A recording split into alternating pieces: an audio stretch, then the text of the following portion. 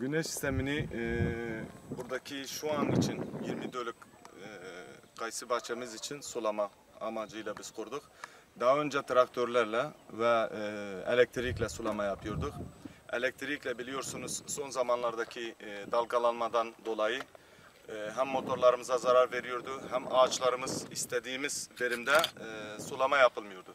Traktörler de aynı şekilde mazotun maliyeti daha yüksekti. Biz de bu şu an için bir deneme amacıyla 20 dönüme 10 kava maliyeti de yaklaşık 36 bin liraya mal oldu.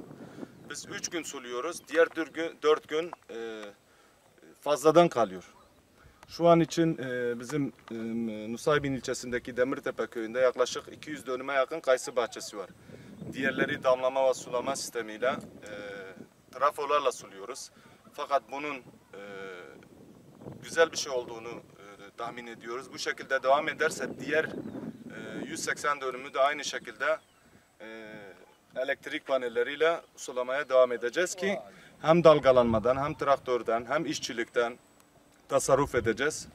Umarız ki biz bu bölgeye örnek teşkil olacağız. Diğerleri de aynı şekilde kurarlar ve bu TEDAŞ'ın zulmünden, dalgalanmasından, fazla paradan, fazla mazottan tasarruf ederiz. Zaten bugünkü sistem malumunuzdur. Kullansan veya kullanmasan trafo dediği zaman 20 bin, 30 bin, 40 bin, 50 bin lira bir fatura size iletiyorlar. Kaçak bedelidir veya artık kafalarına ne eserse o şekilde. Ortalama 30 bine yakın bir fatura ödüyoruz. Fakat şu şekilde zaten ben 20 dönümü sulamak için 35 bine mal ettim. Dediğim gibi haftanın 3 günü sulama yapıyorum. Diğer 4 günde hiç gereksin yani fazladan kalıyor. Onun için de gerçekten büyük bir avantajını göreceğini düşünüyoruz.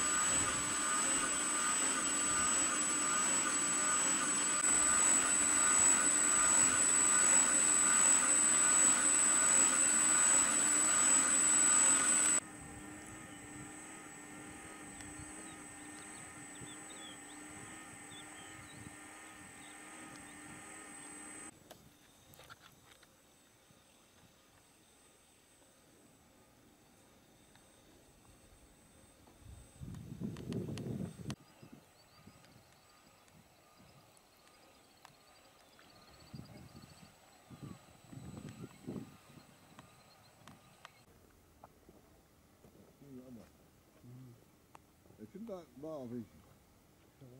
Ben bu tarafa yönetirim.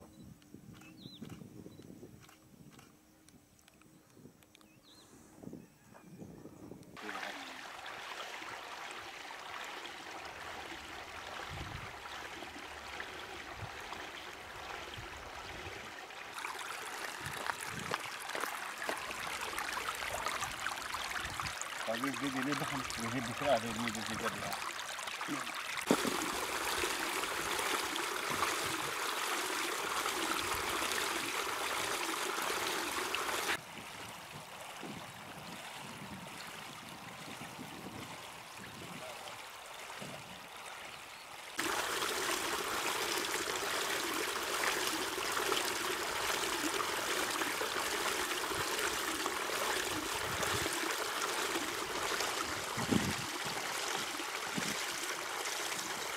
पर बहुत डरे हो